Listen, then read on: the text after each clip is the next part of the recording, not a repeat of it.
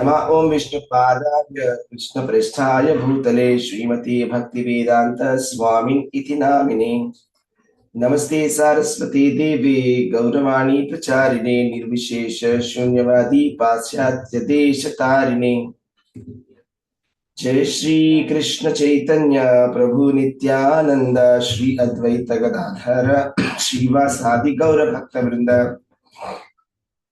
Hare Krishna Krishna Krishna Hare Hare Hare Ram Ram Ram Hare Hare. Hare Krishna devotees, Dhanavad Pranam. Welcome to this chapter of Bhagavad Gita. So, you know, the name of the chapter that we are doing right now is the chapter number 5, verse number 25 and 26. Okay. All right. So, would anybody like to read the verses? Verse number 25. Just putting it up on the screen here. Yeah, take a look at this here.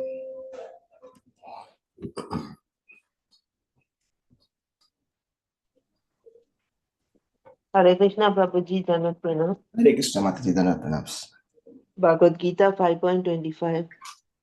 Labhante Brahma Nirvanam Rishaya Kshina Kalmashaha Chinnadvaidharyatatmana Sarva Bhuta Hite Rataha. Translation by His Divine Grace Srila Prabhupada ki Jai. Those who are beyond the dualities that arise from doubts, whose minds are engaged within, who are always busy working for the welfare of all living beings, and who are free from all sins, achieve liberation in the Supreme. Thank you, Prabhuji. Hare Krishna. Thank you very much. Yes, Mother. So there's a verse number 1, and there's one more verse.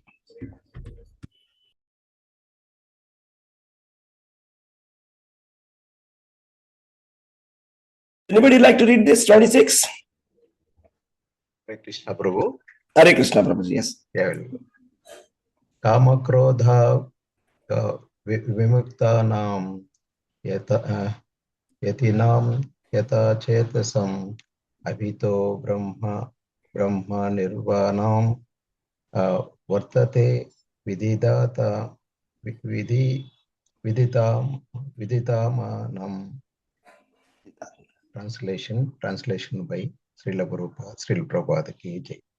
Those who are free from anger and all material desires, who are self-realized, self-disciplined, and constantly enduring for perfection, are assured of liberation in the Supreme in the very near future. Hare Krishna Prabhu, Dhanat Pranam. Hare Krishna, Dhanat Pranam. Thank you very much. So this is a very nice verses from Bhagavad Gita chapter number 5. So let us just go through this. It's very nice. So it's actually Lord Shri Krishna speaking about verses of chapter number 5, verse number 25 and 26. He speaks about a person who is approaching liberation. So, but there's a very important point that is actually coming about here when Srila Prabhupada is talking about it. It is about what is the highest welfare? You know, what is the highest welfare? Because in this verse number 25, it was said, those who are beyond the dualities that arise from the doubts, whose minds are engaged within, who are always busy working for the welfare of all living beings. It says here, you know, it is talking about those people who are about to achieve liberation. And these people, you know, one of the things is that Sarvabhuta Hiterataha. Sarvabhuta Hiterataha means they are doing some welfare activity. So what is the welfare activity? There are different kinds of welfare activities that are possible, right? And the supreme welfare activity, according to Srila Prabhupada, is to be able to do Krishna consciousness, to be able to teach Krishna consciousness. Why? Let's try to understand why Srila Prabhupada is saying that. So Krishna is saying that those who are free from the sinful reactions, beyond the doubts and dualities, self-control, and Sarvabhuta Hiterataha, always engaged in the welfare of all living beings, attain the liberation in the Supreme. That means if you want to attain the liberation in the Supreme, We should be, along with being free from sinful reactions, free from doubts and duality, being self-controlled, we should be engaging ourselves in the welfare of living beings. Then labante Brahma Nirvana. Then we can attain the liberation in the Supreme. Now, what does that welfare of all living beings mean? Here, a very interesting point. Here it is not said Sarva Manushya Hita. Sarva Manushya Hita. Are you understanding what I'm saying? Sarva Manushya Hita means, just doing some good activities for human beings. It doesn't say only doing good activities for our community. It doesn't say anything like that. It just says Sarva Bhuta Hiterata. So Prabhupada makes a very, very strong statement in the purport. Only a person who is in full Krishna consciousness, a person who is fully in Krishna consciousness, can be engaged in the welfare activity for all living entities. Now, why? Why do you think Prabhupada is saying that? Why not? Why not the others? Why not the others who are doing, let us say, some regular social activities? Why not them? Because when we talk about food, hospitals, education, money, housing, employment, so on, they're very valuable. Okay, it's not that it's not that somebody is hungry, we will tell them that you're not the body, so don't worry about the food. No, that's not our philosophy, right? We're distributing prasadam. Devotees are building hospitals. They're helping people in distress. So compassion is a natural state for a Vaishnava. It doesn't come unnaturally. You don't have to unnaturally bring compassion. But Prabhupada is saying, go one level deeper. Beyond the bodily compassion, there is something more than that. What is that? Suppose somebody is drowning. You're going to see his shirt floating. Will you be like, quickly save him and then just grab the shirt and then nicely wash it and dry it and iron it and keep it very carefully? Is that saving the person? No, right? That's not called saving the person. Why? Because the person is not same as the shirt. Similarly, we have to understand that this body is a vehicle with which we can practice Krishna consciousness. Body is like a dress. But beyond the body, there is a spirit soul. So that is the Atma. If you want to do welfare activity, if your welfare activities are only going to reach the body, then that's a superficial welfare activity. But they're not reaching the soul. So we want welfare activities which reach the soul. So Prabhupada is saying it's an incomplete welfare activity because what you've done has only helped the body. It didn't actually help the soul at all. Then what is the real welfare activity? See, the real welfare activity we'll understand, first of all, if you understand what is the root cause of suffering. So why do people suffer?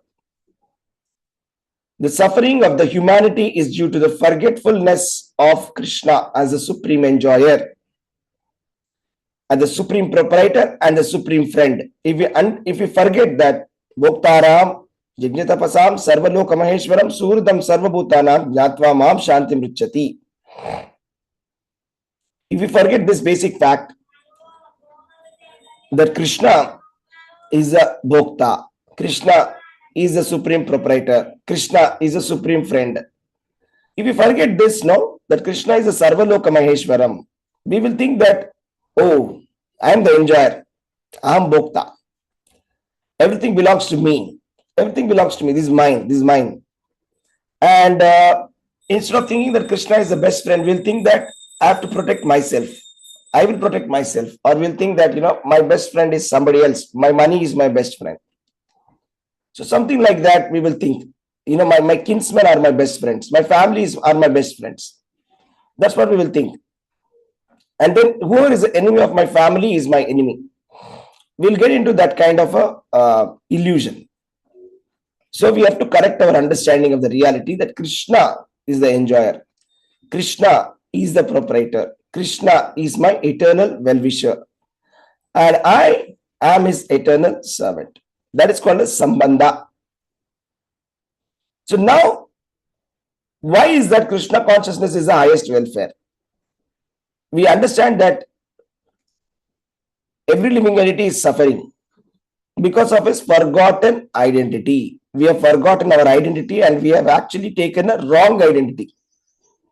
And the reality is that we are all part and parcel of Krishna. Mamaivamsho jiva bhute jiva loka sanatana. Mamaivamsho jiva loke jiva bhuta sanatana means Krishna is saying all living entities are his eternal parts and parcel. That means I belong to Krishna. I belong to Krishna. That is the reason why Chaitanya Mahaprabhu's movement is the highest welfare activity. Is the highest welfare activity. Chaitanya Mahaprabhu started the Sankirtan movement. His message is very simple. Yara dekha tarakaha Krishna upadesha. Whomever you see, whomever you meet, speak to him about the instructions of Lord Krishna. Why? Because today I may be feeding somebody and then tomorrow he'll become again hungry. I may cure one disease, another disease may come. So it's not a permanent cure of a disease. If I give some hunger, it is not a permanent removal of hunger. Okay, let us say somebody is in financial problem. Okay, I'll give some money. One problem will be solved, but that person will come back and say, I have the next problem. So ultimately, you have to understand there are 4 problems which are unsolved problems. Janma, Mrityu, Jara, Vyadhi. So as long as we are in the bodily consciousness, we think that only bodily problems are all in all. Because of that, Annamaya Kosha, which is the lowest level of consciousness, just thinking about food. We think that this body, my life is only meant for eating. Just to survival is my goal of life. Definitely survival is a goal, but we cannot remain in that consciousness forever. Even if there is no threat of survival, we see that a lot of human beings are only in that survival threat only. That is kind of an animal consciousness. An animal is also always thinking whether I'll be able to eat food or not. Will I get food or not? Will I get food or not? That's the only thing that the animal thinks. That means it is animal consciousness. Human consciousness is supposed to be beyond that. Once the food problem is solved reasonably, there is some other problem that we should be thinking about. How can I get rid of this cycle of birth and death? So if somebody is able to remember that, awakens to Krishna consciousness, if we can awaken somebody to Krishna consciousness, we are actually helping them to address the fundamental problem of material existence. So we are helping them solve the real disease, Avaroga. The real disease, the real problem, the real kind of poverty, right? The real kind of hunger, the real kind of thirst. The real problem is we are looking for Krishna. Just like a child who has forgotten father, every living entity is struggling. Because, as long as there's no parents, the small child will be always crying. So all we are doing is like we're just telling, okay, here is your parent, here's your father. That's it. And then that person, the child will become very peaceful. So that's the reason why, what is a very wonderful point about this movement, Krishna conscious movement, which is spread by Srila Prabhupada, is that Prabhupada did not just make Krishna consciousness only for Indians. He did not say Bhagavad Gita is for Indian people. He did not go to America and preach the Indians there. He was at the age of 70, he traveled across the ocean. Why? Why did he travel? Sarva Bhuta Hite Rataha.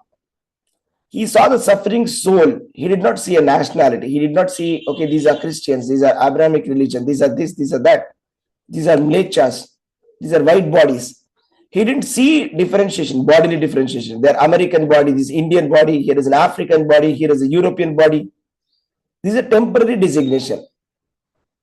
We may be looking at it like that, but Prabhupada doesn't look at it like that. A liberated soul does not look like that. The soul is the eternal servant of Krishna. This kind of vision gives you the real compassion. So the question is, do we have real compassion? Do we make bodily differentiation or we don't make any bodily differentiation? And then are we giving the real thing that people are looking for at all or not? If we're giving it, with what intensity are we giving them? Just like how Srila Prabhupada gave us everything away. He kept his personal inconveniences aside. And even if he was like, getting a heart stroke and everything, He was just going and giving it Krishna consciousness. This is the symptom of the liberated soul, right? So we ourselves must be first of all convinced. Chinnadvaidaha. That's what Krishna is saying. Chinnadvaida. The doubts have been cut. So we should be, as long as we have doubts, like maybe Krishna is a supreme personality of God, maybe not. Maybe chanting is the only way to do it. Maybe chanting is not the only way. Maybe Bhagavad Gita is the best. Maybe there is some other philosophy which is little better. So like this, we need to have Shraddha. We need to have faith. We cannot be having a confusion like this. See, we have to associate with devotees. We have to chant Hare Krishna Maha Mantra, and gradually realization will happen. It's not just an information that we are getting and stuffing into our head. It is supposed to be the conviction in the heart that is going to be coming, right? And then our preaching style also will change. It's not that we're trying to win some arguments here, okay? All we try to do is transform our own consciousness and transform the consciousness of people around us, right? Go to the verse number 26 here. Here Krishna is continuing and talking about the internal enemies now. Okay, now that you understand what is the symptom, and how does a liberated soul help everybody, and how he is without any doubts and full of faith. Now it's about we have to conquer the internal enemies. Kama krodha vimuktanam yatinam yatachetasam abhito brahma nirvanam vartate viditatmanam. So what are these internal enemies? Kama krodha lobha mada matsarya. Kama lobha moha mada matsarya. Right, so we have 6 enemies, isn't it? So among the 6 enemies, the prominent ones are the kama and the krodha. Kama means the desire. Krodha, kamat bhavanti krodhani. You get the anger from kama. First of all, it starts with the desire. I want this. And once I get it, my attachment increases. Next comes, somebody is going to prevent us from getting what we want. Okay, somebody wants something very desperately. And somebody is going to prevent this person from getting it. What comes next? Krodha, anger. This desire converts into anger. So then we will think that, then we will say that, no, I'm not angry. I'm not an angry person. I'm a good person. But that person made me angry. But we should be looking at it a little deeper. Okay, it's not about who made us angry. First of all, we should be thinking about why did this person's behavior disturb me so much? Maybe there was some kind of an expectation that was there. I expected him to respect him, or I expected that the situation should not have come. I expected that this person should not have spoken that way. So whenever expectation is blocked, anger appears. That means it's an expectation. That is kama. So the root cause of that anger is an expectation. We got angry because we expected something. That is a kama. Kama krodha vimuktana. We want to become free from this expectation and from the anger arising out of that. Now, we have to control our senses. How do we control our senses? So, how do we control our senses? This is a very important point. Prabhupada is actually quoting Srimad Bhagavatam 4.22 to 39. 4.22, 39. So, the 4.22, 39 says, Yatpada pankaja palasha vilasa bhaktya karmashayam gratayanti santaha tadvanna rikta matayo yatayo piruddha shroto ganastamaranam bhaja vasudevam. So what this basically means is that just try to worship Krishna in devotional service, the Supreme Personality of God. Even the great sages are not able to control the forces of the senses as effectively as those who are engaged in transcendental bliss by serving the lotus feet of Krishna, uprooting the deep-grown desire for fruitive activities. So here it says, just worship Vasudeva. Just worship Krishna, Supreme Personality of God. And what happens next is that, great sages who are doing yoga and tapasya, they are not able to control their senses. But if you can attain the bliss of Krishna consciousness, this transcendental bliss, once you taste it, then sense control becomes a very normal thing. It becomes very easy. You see, it's a very important point here, because, we see Krishna himself declares very clearly in Srimad Bhagavatam that the yoga practice and the yoga practitioners, they will suddenly fall down to the senses. But if you can establish yourself in the bliss of Krishna consciousness, There's no possibility that you will fall down. That's because this process is so powerful. Krishna consciousness is so powerful process, right? So that's the reason why. So great yogis are actually struggling to control their senses. They try to shut their eyes, but the devotees, what they're doing is they're training their eyes by looking at the divine couple, the beautiful form of Radha and Krishna. And instead of shutting our ears, we are just saying, hear Krishna Katha. So instead of saying, don't speak, just be mute. We are saying, chant Hare Krishna, speak about Krishna. If you like speaking, you're encouraged to speak about Krishna. We don't say don't eat anything, just become very, somebody like not eating anything. No, it's not like that. Eat Krishna Prasadam. We are not saying don't work, stop working, just become like a Buddhist monk.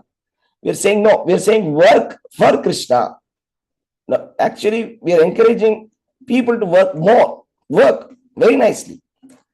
In the system that Krishna has given, the Varna Ashrama system, work in that system because Krishna has created that system.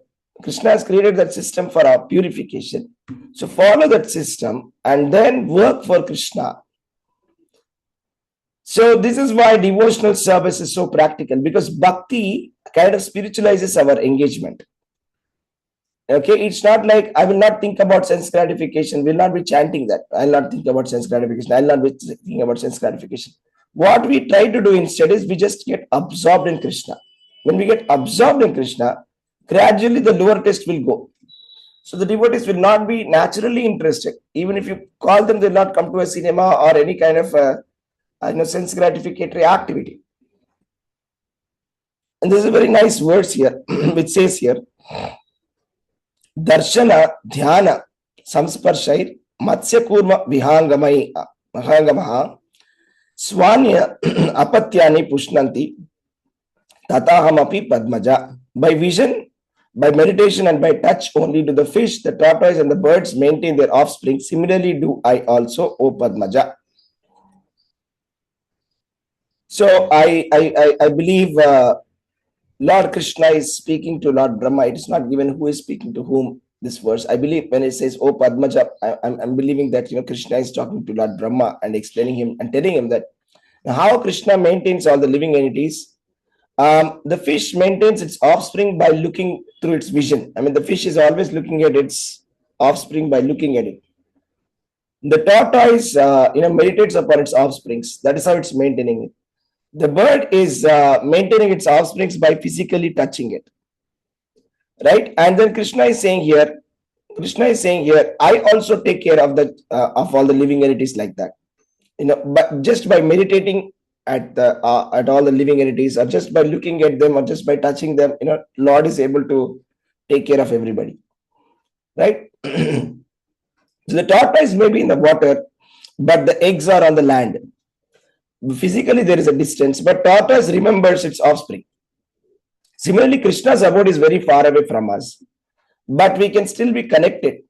See, tortoise is very far away, eggs are very far away, but still tortoise is taking care of its eggs by meditating upon it. Similarly, Krishna is very far away. He's in the he's in the Golok Vrindavana, but we can always remember Krishna and be with Krishna. So Golok Vrindavana is very, very, very far. It's a farthest planet. But by smaranam, remembrance, the greatest secret of bhakti, you don't have to wait until you leave the body to get to the relationship of Krishna. Right now, while we are alive, while cooking, remember Krishna. While working, remember Krishna. While traveling, chant his names. While eating, honor prasadam. So when difficulties come, we should think Krishna is going to protect me. When success comes, we should think this belongs to Krishna. Right? When meeting any person, we should think that this person is a part and parcel of Krishna. Like that, if we completely, repeatedly remember Krishna, then we become with Krishna. Right? So there is now Krishna is talking about Brahma Nirvanam Richati. What is Brahma Nirmanam? Atito abhito Brahma Nirvanam Vartate. Brahma Nirvana. Brahma Nirvana is word that's being repeatedly, both the verses have the common word Brahma Nirvana. So what is Brahma Nirvana? So we sometimes think that liberation is becoming inactive. The moment we hear these words nirvana and Brahman realization, Brahman nirvana, we think that after death will become some vacuum like shunya. But that is a Buddhist philosophy. The Mayavadi philosophy is also Buddhist philosophy. It is just a pseudo Buddhism. It's called. It's a wrong philosophy, and it has been made very popular. But this is not the case. Liberation does not mean becoming inactive. Liberation means liberation of consciousness. Muktir hitva anyata swarupena vyavastitihi. The definition of mukti is you're remembering your actual real relationship with Krishna. The moment we remember our actual relationship with Krishna and we establish ourselves, that is called as mukti. So external difficulties may continue to be there. The body may become sick, or we may be having some business problems, or people criticizing. There can be heat and cold, whatever they may be. But the point is, his happiness or the devotee's happiness is not going to be dependent on the external arrangements. Like how am I doing in my office? How am I doing in this? No, it's not about that. The happiness is actually coming from the shelter of Krishna. Shelter of Krishna. That means devotee becomes anchored. So when you put an anchor in a ship, if you put an anchor, even if there are waves, even if something comes, even if some wind comes, the ship will not move. So we have to put the anchor. So once you become anchored to Krishna, that is the beginning of Brahma Nirvana. Okay. Now, how do you know that we are making progress or not in devotional service? This is very important. So we have to ask a couple of questions. First of all, are my material desires reducing? So if our material desires are reducing, then it means that we're making progress. Next, is my anger reducing? Okay, if my anger is still there, then I'm not making good progress. Okay, so compared to 5 years ago, I'm becoming less angry and demanding now. Okay, that means that, okay, there's some progress that I'm making. Next, Chinna Dvaida, are my doubts reducing? Are my doubts, samshaya, confusions, doubts reducing and getting clarity? Next, is my compassion towards all the living entities increasing? Because the more we love Krishna, because of our love towards Krishna, we will start loving the children of Krishna. And who is the children of Krishna? Every living entity is a children of Krishna, child of Krishna. So like that, when we start, the love for Krishna will manifest as love for all the children of Krishna. And then we want to give them the best. If you love somebody, you want to give them something, the best that you have. I mean, if the best that you have is only some food or some money, then maybe, or some medical care, that's all you can give. But if you have something better, if you can give the bliss of Krishna consciousness, if you can liberate that person from the cycle of birth and death, and give them that pleasure, that bliss, that happiness that will anchor them, then we are actually making some progress, right? So we should not become too self-centered. Okay, it's about me, my chanting, my sadhana, like that. This movement is a movement of prachar. Okay, it's not sadhana. It's not about there's something called as a bhajana, right? Bhajana bhakta. There's some devotees who are like, who are bhajananandi. Bhajananandi means devotee is only chanting, doing his own activities and getting liberation. That's it. We are Goshti Anandi. Okay, Goshti Anandi means we help others. We preach about Krishna, not only about us, just like Prahlad Maharaj. He says, I want to bring all these fools and rascals towards Krishna, so that they all also become liberated. I don't want to be liberated myself by going to Himalayas. I want that all of these people also should come with me and surrender to Krishna. Because for me, I'm not worried about my liberation. I know that I'll definitely be liberated. But I want everybody to be liberated. This is the mood of Prahlad Maharaj. And Prahlad Maharaj is one of our acharyas of this parampara. Right? So, we are actually following Prahlad Maharaj, following the footsteps of Prahlad Maharaj. Correct? So following the footsteps of Prahlad Maharaj, we also wanted to be like, following the footsteps, because, Narada is one of our acharyas, right? So Prahlad Maharaj is the student of Narada.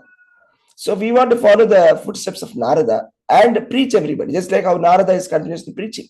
So it's the same mood of Sri Chaitanya Mahaprabhu. That is the mood of Srila Prabhupada. That is the mood of the disciplic succession. Okay. So now, how do we do it? We may feel, I don't know enough philosophy. How can I preach? See, it is very simple. First, you understand, read the books, and then distribute the books. Okay, give a copy of Bhagavad Gita, call somebody for a Sunday program, or call them for the online classes. Or if you can't do all of that, just sit and chant with them, chant with their family. Tell them story about Krishna. Just read from the book. That is how you can help somebody. Okay, you have to help somebody at a deeper level. Is that okay? So now the final conclusion of this is that we have to, text number 25 was about how we have to, it's about the outward expression of spiritual realization, about compassion and welfare for all living entities, the deeper level of compassion by giving Krishna consciousness. And the second level was about the inner purification that is required to be free from the material desire and anger. So two things have to happen: purification internally and compassion externally. So the more we become purified, the more we want to help others. And the more sincerely we want to give Krishna consciousness to others, the more Krishna purifies us. That is how preaching and sadhana support each other. So we have to understand, just reiterating the important points of this verse or this class. The root problem is the forgetfulness of relationship with Krishna. We have all forgotten that Krishna is the enjoyer, Krishna is the proprietor, Krishna is our friend. And we have not taken shelter of Krishna right now. Now we are suffering. So therefore, the highest welfare activity is to, first of all, help ourselves and help others to remember and revive this Krishna consciousness. Right? And we are trying to help others while simultaneously purifying ourselves from this desire and anger. Then we approach the state called as a Brahma Nirvana. All right? So this is what is this. So Srila Prabhupada Ki Jai. Thank you very much, devotees. This is what is today's class. Hare Krishna. Any questions or anything that you want to add, devotees? Hare Krishna. Hare Krishna, devotees. Thank you very much. Hare Krishna, Prabhuji. Thank you very much. Hare Krishna, Prabhu. Just want to add something, please. You were talking about compassion. Just in one of Prabhupada's lecture, Prabhupada says, Prahlad Maharaj, he never hated his father. He always paid obeisances. He always, gave him respect. And he said that he's in ignorance. And one day he will realize that the Lord is supreme. With all that torture, all that this thing, I mean, we would, when even somebody speaks to us very rudely or something, or he harms us, the first thing we develop is hatred, or, we shout and all that. So a page from Prahlad Maharaj's life. Since he's a sincere devotee. As you were telling, these are the signs of a devotee. We should understand whether your anger has come down or your compassion, how compassionate you are. So we see Prahlad Maharaj, he was very, very compassionate. He never got angry with his father, and he always respected him. Thank you, Prabhu. Hare Krishna. Thank you very much for adding that point, Mataji. Hare Krishna. Hare Krishna, Prabhu. Pranams to everybody. Hare Krishna. Hare Krishna, devotees. Thank you very much. Hare Krishna, Prabhu. Hare Thank you very much, Prabhu. Hare Krishna. Hare Krishna, Prabhuji, Hare Krishna, Pranams. Hare Krishna, devotees. Thank you very much.